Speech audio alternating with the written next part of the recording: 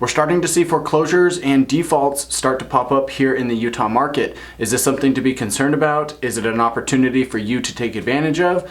What's going to happen here along the Wasatch Front for these foreclosures and defaults that are happening? We're going to discuss it all and everything you need to know about that right here, right now. Let's get into it.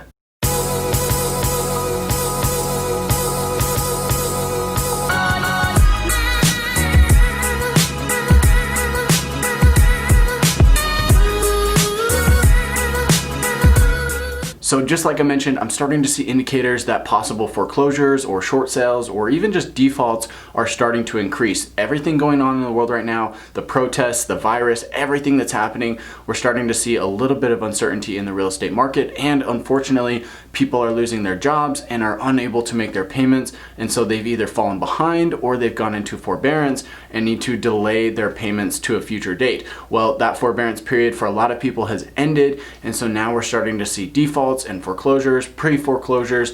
And you might be thinking, well, what does all this mean? What is this? How is this going to affect the Utah market? What's going on? What's happening on the ground? What does this actually look like in a day-to-day real world scenario? And that's a totally reasonable thing to be asking right now with everything going on. So really what happens when you have a pre-foreclosure or a default or somebody's in forbearance or whatever the case may be in any of these situations, what has happened is the person or the family is no longer able to make their payments and they need to figure something out. If they don't, the bank is going to foreclose on their home and they're going to take ownership of that home, and then the bank will then be the owner and will sell it off to somebody else, usually at a discounted price. Now in the past, this has been one of the ways that a lot of people have gotten really good deals on foreclosed on properties. So because these people or individuals are falling behind on their payments and they're no longer able to make them, I think for most of them it's probably because of either sickness or job loss. You know, they're not able to bring in the income to cover their house payment, so they're forced with doing something with their house.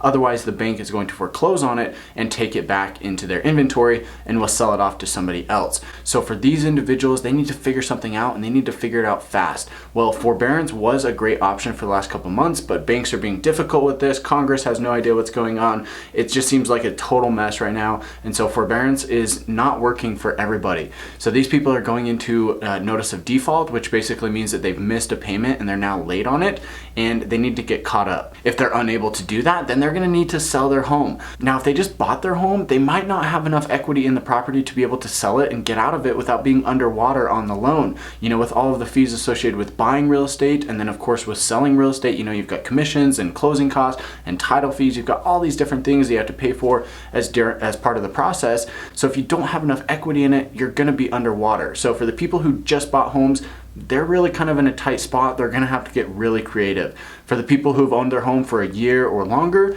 they're in a little bit better situation.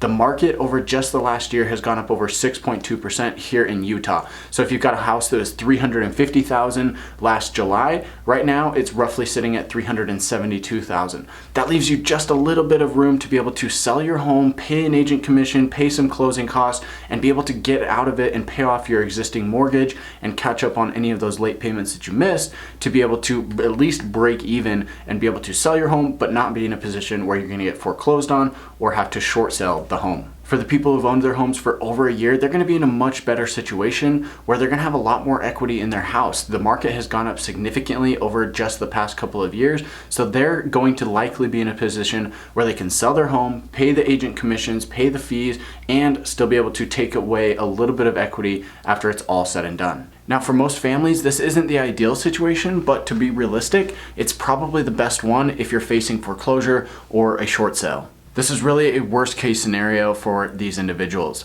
So what does this mean for you? Well, to be honest with you guys, I don't think we're gonna see a whole lot of foreclosures or short sales hit the market. Remember, if they have the opportunity to sell the home and be able to get some equity out of it, or at least break even, they're not gonna have to go through that foreclosure or short sale process. So I don't foresee very many foreclosures or short sales hitting the market.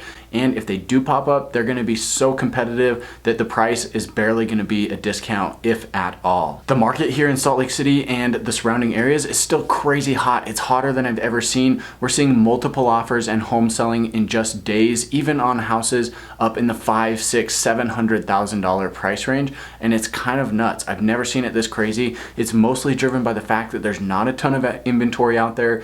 Mortgage rates are at historic lows, and there's a ton of people moving into the state and a ton of people who are already here who want to jump into the housing market and actually be able to buy something. So how do you take advantage of this and jump into the market for yourself? Well, let's talk about it. But before we do, if you wouldn't mind giving me a thumbs up here on the video, it lets me know that you like this content and also helps me out with the YouTube algorithm to reach more individuals like yourself who are interested in learning about the Utah real estate market.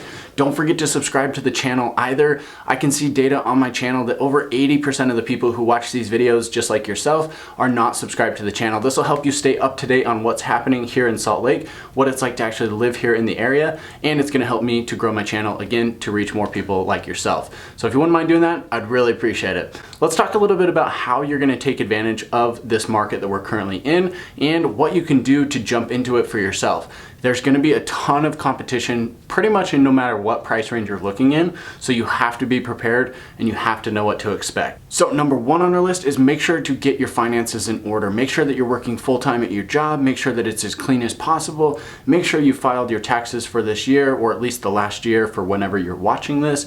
Make sure that everything's up to date and you've got all those documents ready to go. You also wanna make sure that your credit is clean. You wanna look for old collections or old marks on your credit that maybe should not be there, and you might want to contest them and try to get your credit score up. If you can get a higher credit score, you're going to qualify for a better loan and you're going to get a lower monthly payment. In addition to this, you want to be prepared for any types of hurdles or pitfalls that you're going to run into with the financing situation. Because of the virus and everything else going on in the world right now, the banks are being super stringent with the type of criteria that they're looking for, and they're literally going through with a fine-tooth comb on all of your finances. So you want to be prepared for any types of hiccups that may come along the way. And if you're moving here from out of state, unfortunately you are going to have a little bit harder time because the banks want to make sure that when you move here, you've got a job set up and it's a secure job and your income is not going to change and that everything is solidified, right? It's a little bit harder to make a move across state lines as opposed to just moving across from one city to the next. You know, typically in that situation, not much changes in your life and you're probably not changing jobs. But when you're moving from another state, you're probably going to be in a different job scenario unless you're working remotely. So with that comes a little bit of extra guidelines and details that the bank is going to want to see. So just be prepared for that. Make sure you have a full understanding of what that's going to look like before you actually start making offers. The other thing that I want to mention is that you have to be prepared to make offers over the listing price.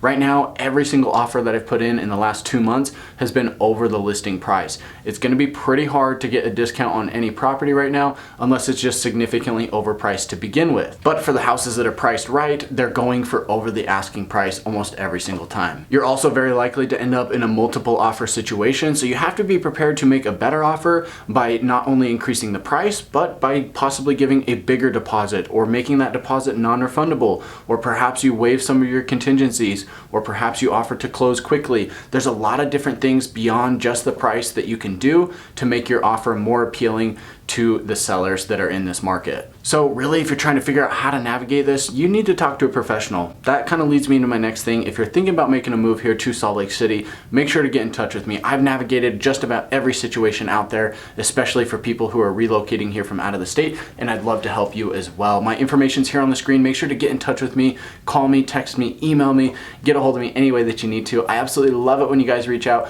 and I love to hear from you, and I'd love to help you make that move here to Salt Lake City, to Provo, to Park City, or any of the surrounding areas. So with that being said, guys, thanks so much for watching. I hope to hear from you soon, and I'll catch you in the next one.